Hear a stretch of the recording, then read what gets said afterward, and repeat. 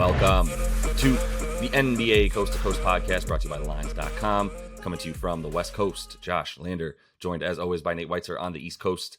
And it's Thursday, and we're back in the NBA after an all-star break that I don't think we really cared much for that weekend. Had some success in that three-point contest and a couple other things as well. But we are excited to get back into action tonight with an 8-game slate on Thursday for you guys. In this one, we're taking a look at a pretty solid matchup here with the Memphis Grizzlies in Philadelphia, taking on the 76ers. We've also got another couple of videos up for you, including our player props that we went really hot for you guys the weeks leading up to that all-star break. So look to like and subscribe to that page so you can follow along with us. Also want you to head to thelines.com. That's where you can check out all the great written content we have for you guys all season long and use that odds finder tool that we have up there. Make sure you're getting the best juice back on all those bets you're making in the NBA this season. Nate, let's get into this 8-game slate, then talk about our game here, the Grizz and the Sixers.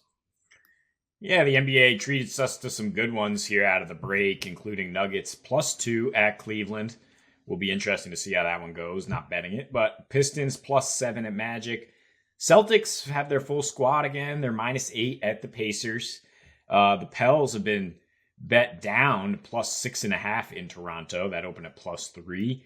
Grizz, as you mentioned, are +3 or 4 in Philly.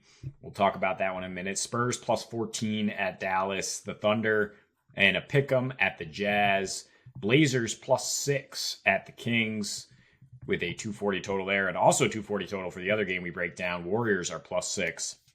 Or +5.5 at the Lake Show as LeBron and company come back with extra rest. But yeah, I mean, extra rest is also key, I think, for both these teams. More so for Philly, though, because of how much they lean on two guys, because how those two guys are somewhat injury prone and they need them tremendously down the stretch.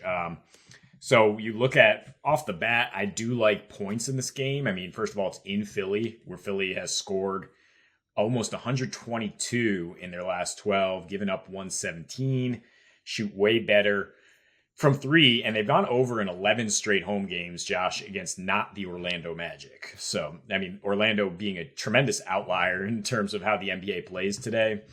That's even at a pace of just 96 in those last 7.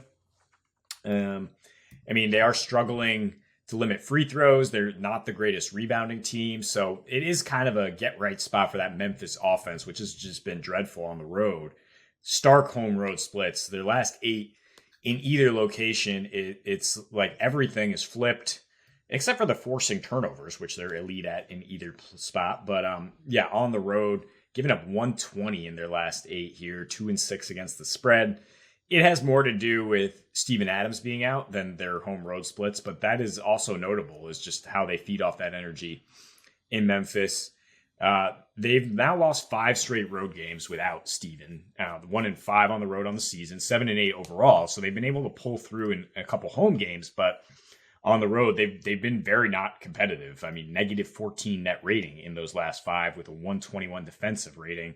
Games averaging 230, which is exactly what this total's at. So if you're scared of the over, it's because you think Memphis is not going to come along, that they're going to continue to score about 108, which they've done in this stretch on the road. But I think with extra rest, you're going to get a invigorated Ja Morant. You get a healthy Desmond Bane, who's been in and out for a while, and that they will be a little better offensively. And it's a matchup against a Philly team that just gets cooked by really athletic, really good offensive guards.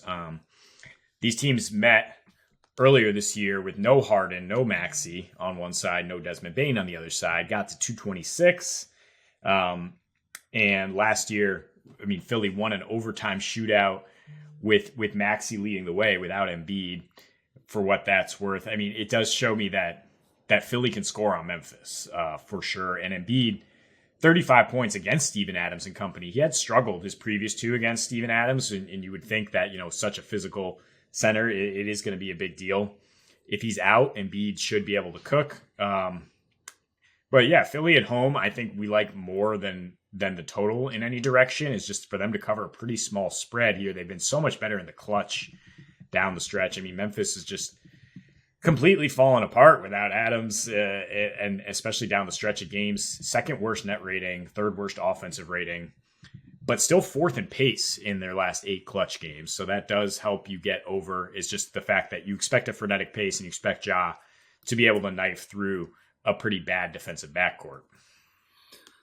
Yeah, you do. Yeah, I just don't really like points, to be honest with you in this one. I don't like the situation for Memphis more than I really like anything else. I mean, I'm fine with Philly. I mean, they've obviously been playing super well on this sort of win streak. They lost a couple in a row there to the Knicks and Celtics, but have won like 6 of 8 at this point, and a bunch more before that as well when they had another 5-game win streak. So they've been one of the hotter teams in the league, and at home, looking pretty good, more so defensively, to be honest, than offensively, as in their last roughly like six games at home that we've been looking at here, 5 games or so, that the score is a lot lower than it's been. They're only giving up roughly like 107 points per game in their last 5 at home, only scoring 115 as well. So a bit lower scoring. And if you look at some of the games that they've had at home as of late as well, I mean, the Rockets, that one went over only because it was a 226 total. The Cavs was at 230, but those are the Cavs are obviously a much better defensive team as well. And then, against the Knicks as well, they handled business, winning that game handily by 11, keeping them to 108 points. So I just like what they're doing on defense a lot. I understand they suck against opposing really explosive guards, because of the fact that they've got Maxey and Harden out there on the floor together for a good amount of time at this point, even though obviously Maxey's still running with the second unit at times as well. And if you look at Memphis on the road right now, 1-7 on the road as away dogs against the spread this season, just not a good spot for them when they're just sort of, in a foreign place, and they're a team that they've shown that they'll kind of fold, right? Like if they go down early, they'll fold pretty easily. I don't believe they've had a more than a 10-point comeback at this point this season where they were down at any point in the game by 10 points, something I wanted to know about as well. Obviously dead last in terms of that 1-7 against the spread on the road as well. So they've played slowly, these teams, when they play, and it's been a bit of a wonky matchup considering, like you said, like Joel had got his last game. There were a lot of guys missing. Ja got his last game. I would still expect a little bit of that tonight. I don't think there's anybody that's going to be able to slow either of those two down on each team. But that said, like everybody on Memphis, is almost everybody except for Dylan Brooks, who loves to be the villain, is the only Memphis player who actually scores more on the road than he does at home. Everybody else is a few points better at home, and that's why they score 118 at home versus the 113 on the road. That defensive rating on the road also jumps all the way up to 113, whereas at home it's at 106, which is pretty much best in the league aside from like the Cavs at home. So I don't love talking about the points in this one just because I think it's going to be around, like, I prefer an under, to be honest, because I do think it's going to be around 225 to 230. These teams play at a 97 pace when they play each other in their last 4, regardless of which building they're in. So it's not like they're really running up and down the floor. That's obviously a lot to do with the 76ers, who have been playing faster at points, but seem to, obviously still want to wait for Embiid to get down there. So if Steven Adams was in the game, I might feel a little bit better, even though he had success against him last time, did Embiid. But at -4 at this point, which I believe it's still at, that's what I was looking at late last night. Yeah, 3.5 for the 76ers, 4 points, depending on where you find it. I feel much better about that than anything else at this point with Memphis's struggles on the road and Philly's just really hot play at home right now. Yeah, I agree, but I do expect Philly to put up about 120 or more and sort of get that total over. Yeah, Memphis has no comeback wins, but they did have that massive comeback in Phoenix just to tack that in, and then almost won that game. But the extra rest is just what you look at with Philly. I mean, not only do they score so much at home, they're 9-4 to the over when they get at least 2 days rest, and 2-0 on the rare times they get 4 days off, which we have here, by going over by 13.5 points per game. You also look at the pace in those last couple matchups. No James Harden. And he doesn't necessarily increase the pace, but it's his offensive efficiency that is so notable. He's playing really well. He looks almost like peak James Harden again, and hasn't really played Memphis since he was with Houston. He has one matchup with the Nets, but you look at his previous 7 against Memphis with Houston and averaged 45 points a game. And Memphis has always been that kind of knockdown, drag out, physical defense, and they have had no answers for Harden. So that's why I expect Philly to have efficiency throughout the game, especially in clutch time. There's a huge discrepancy in terms of their clutch numbers recently. So, I mean, either way, that does indicate Philly winning. And maybe if you don't feel great about the over at this total, then maybe you tease it with the Philly money line and then you get it down to 225 or so and feel better about that. I feel you. I'm just a little bit different. I actually was looking at fading Harden tonight, to be honest. I thought about the 21.5 points for him. I never want to take under on his assists. I don't know what he's going to explode for, like 13 randomly. But I don't love 21.5 points for him tonight. Memphis is solid, fourth least points given up against opposing point guards this season. Weirdly, if you want to consider somebody a shooting guard, they give up a bunch more points, as it seems like if you're coming off screens around them, you're a little bit more, able to get open. But if you're getting locked up by Dylan Brooks at this point, by locked up, I mean fouled a ton and just bothered the whole game. And then you have to end up running into Triple J, who's got the best opponent field goal percentage around the rim in the league and one of the best in the history of the league right now as well. So I think there's some good reason to feel like they might be able to stifle this team a little bit more. It's just, is the defense going to show up at the 106 rating it's got at home, or the 113.5 it's got on the road? It sounds like you feel a little bit better about there being some points in this one. I just like Philly. So, and then the Dubs, after opening at just plus 3.5, are up to +6 in some spots. +5.5 is the consensus number.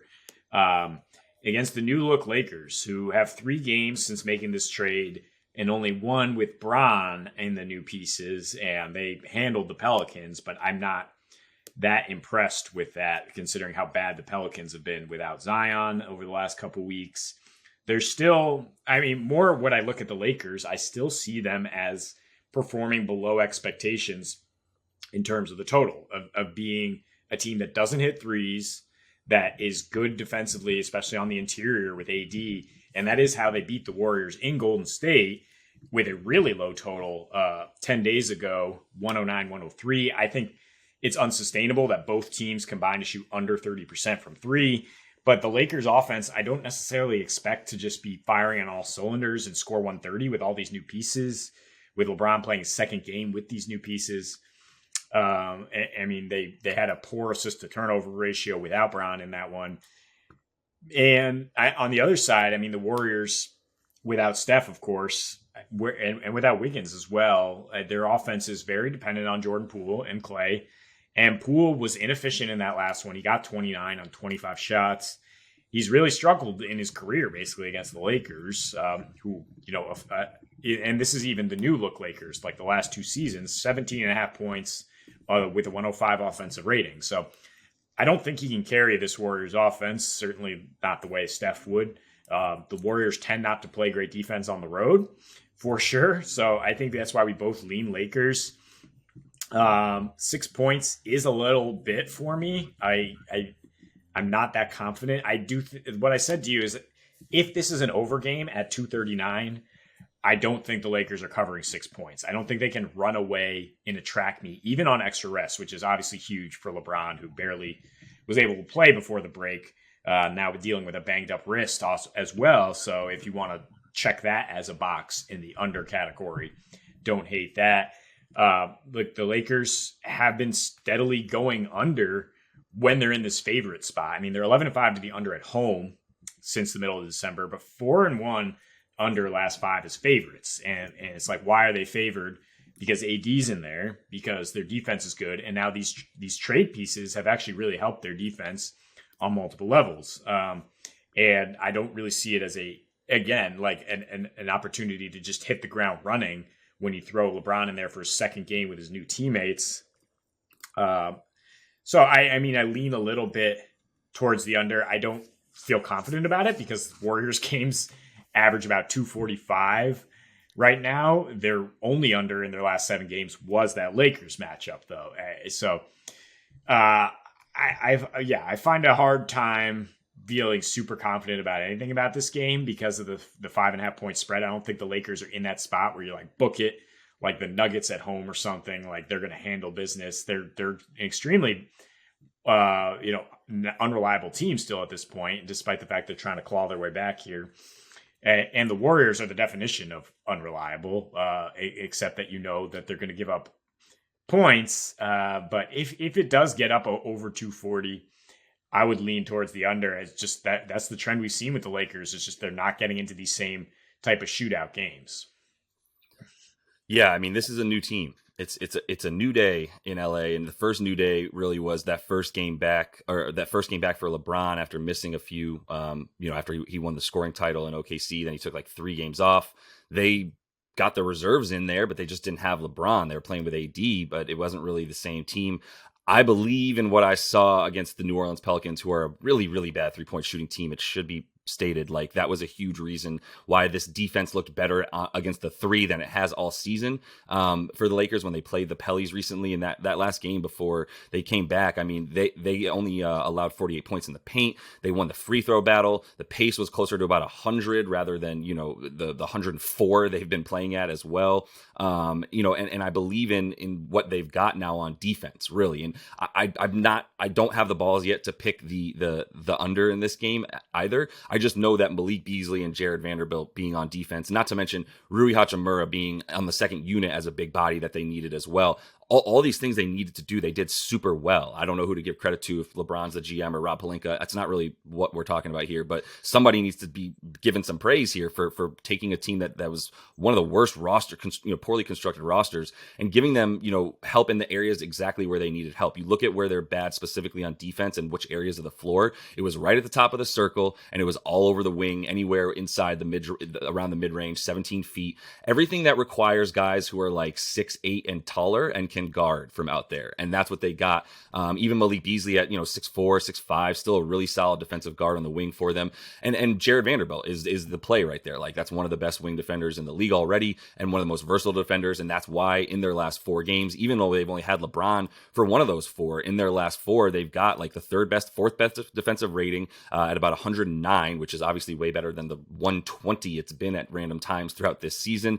The opponent's points in the paint, easy for me to say, third fewest that they're allowing at this point, which means they're also allowing a lot fewer second chance points. They're getting back on defense. They were roughly the third worst defensive team in getting back on the against the break. They are now 7th in terms of limiting opponents' fast break points in their last 4 games. And this is all attributable to having wing players who play really solid defense, who run back on defense, and who put a focus on it. And so they're going to be able to score. I don't know that they're going to hit more threes than they've been hitting. They're at the second lowest clip all season, making fewer than 11 threes a game, which in this day and age is like none, which is why it's second fewest. D'Angelo Russell should help that. Malik Beasley definitely as well has been like better than 40% for most of the season from 3 for Bees, who's had like an incredible season for him. They should be helping that. They've only made 10.5 a game in their last 4 as well. So I'm not sure what's going to happen there on offense, but they don't need it. They just outscored the Pels 56-48 in that paint with AD. Being back out there, obviously LeBron as well, getting down there as well. So I just feel really, really good about the fact that, they're trending completely upward. This team looks a lot more like the team that went to the finals than it does the team that's just been hemorrhaging wins or losses the last couple seasons. For this Dubs team, like, I just don't trust them. I'm not going to trust them. They don't have Wiggins now, on top of not having Steph. And really, Wiggins not being there has been one of the more unsung, conversations, or at least unspoken conversations. He's played in 37, but he's missed 21 games. And without him, their defensive rating drops by about 5 points per 100, which can be expected, as he's probably their best defensive player at this point, overall, at least, one-on-one matchups for sure. They need Gary Payton the second back as well. He's still not in the lineup. So their defense is just rough looking, man. And if you want to take a team total on the Lakers, I'd be fine with that as well. But it's probably 123.5 or so at this point. Like, it's pretty high. So I don't know if you want to take that or not. I'm not really feeling the need to bet on the total. I just know the Lakers are going to win this game, and I think they're going to be able to look, it was a ripe take at 3.5 if you got it right when it opened. Another friendly reminder to go ahead and be looking at those lines the day before. But even at 5.5 or 6 right now, like, I'm not terrified of it, and I just think the Lakers are a much better team without Steph or Wiggs, especially at home. Yeah, I mean, you are seeing a lot more money on the money line for the Lakers, which continues to climb as well. And I don't hate just doing that with the Sixers money line and the other video we talk about, and then you get great odds on both. Really nice. You say you don't trust the Warriors. I just don't trust the Lakers to be firing on all cylinders again with this new team. And the Warriors just come with so much variance because of their high volume 3-point shooting. And it's just like a question of how hot is Clay going to get? This new look Lakers team, right after holding the Warriors in check, they go to Portland and give up 50% from 3, and they lose the game despite dominating the paint and all the stuff you're talking about. Yeah. Because they're still getting in rotation. But when they're at that championship level, you're saying this is starting to resemble that team from 2-3 years ago. they win with defense, like unquestionably. So that's why in my mind, it's sort of a parlay, like Lakers money line and under. Because if we get into a 120s game, I think that's advantage Warriors. Then Poole's just, he's feeling himself. It's free flowing. You got DiVincenzo cutting all over the place, and suddenly Clay's getting open shots. And that's the type of game the Warriors would love to play here at Crypto. And the Lakers would probably prefer, again, to just slow it down, play through AD, who's not very efficient offensively, but does, help take some of the pressure off LeBron, who isn't necessarily fully healthy. So that's just kind of the two ways I see it going, is like Lakers winning in that style, or maybe the Warriors do cover because it's a freewheeling, high scoring game. I feel, yeah. I mean, I can see the correlation there between the Lakers wanting to go a little slower. It feels weird to say. They've been playing at 104 pace at times this season. They've been one of the crazier, faster teams. It's been sort of like Darvin Ham just being like, look, just go, just run, because we have LeBron. AD doesn't need to run all the way up the court if he doesn't want to. We've got, other athletic guys as well out there alongside LeBron. That's been the plan. They also just haven't had any defense, and now they do a lot more defense. So I think I would agree with you. I'd lean under for sure either way. But my favorite bet, like I said, is the Lakers will be able to pull this one out. And if you need to get it down a bit and tease it with a game like the 76ers, or just parlay that money line, I'm fully with you on board with that to get some pretty nice juice back there. So Nate, let's go ahead and jump into your first NBA play a prop for tonight. Yeah, out of the break, Portland still no Yusuf Nurkic and no Justice Winslow, also no Anthony Simons, but this is really more about their defense being terrible, why we are now calling them Portland, no D, and taking Domantas Sabonis as somebody who's going to see positive regression in his assists, I believe here.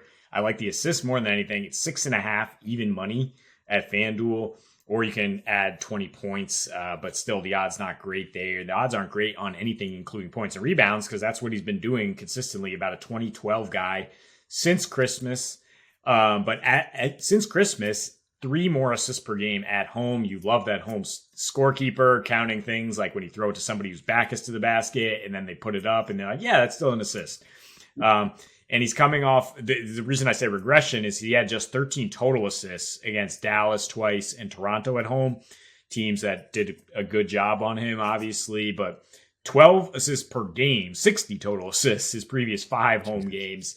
And those were against some pretty solid defenses. I mean, you got Thunder, Memphis, Philly in there. And Portland is not a solid defense. They are the worst defense in the league since Nurkic went down, and probably before that, because he's not that great either. He did kind of get physical with Sabonis, get him into foul trouble when these teams played in the season opener. So he had a very poor line there. But his previous 4 against Portland and Nurk, 21 points, 13 rebounds, 6 assists. Definitely where you want to see it. And Portland, I mean, right now allowing 30 assists per game in their last 4 roadies, allowing the most points per game to centers, by the way, in their last 15 games without Nurk, and fourth most rebounds.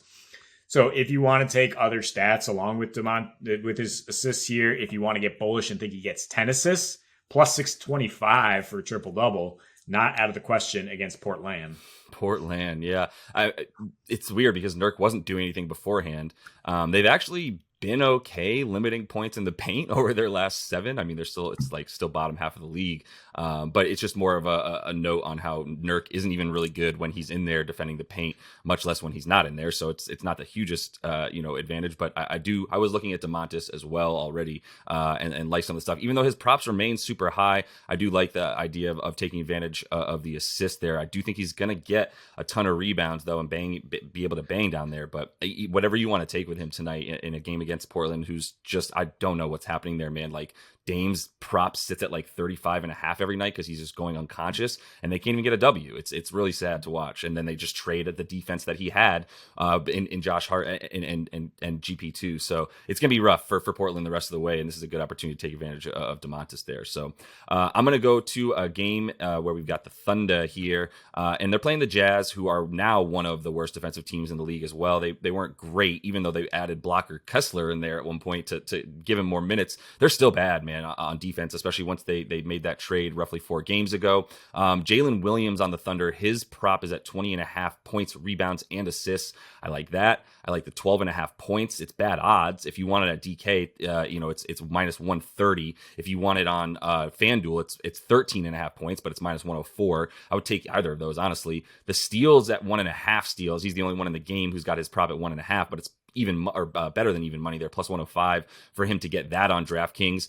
His last 4 before the break, 18 points a game, 5.5 boards. That would get you over that PRA prop already. And then 2.5 assists in there. He's been getting the 33.5 minutes a game. His minutes really jumped from like 26, 27 to about 30, 32 in the last like 3-4 weeks of that before the break. So you know he's getting back out there consistently. You can't keep him off the floor when he's averaging like 3 steals a game over his last like 10 games.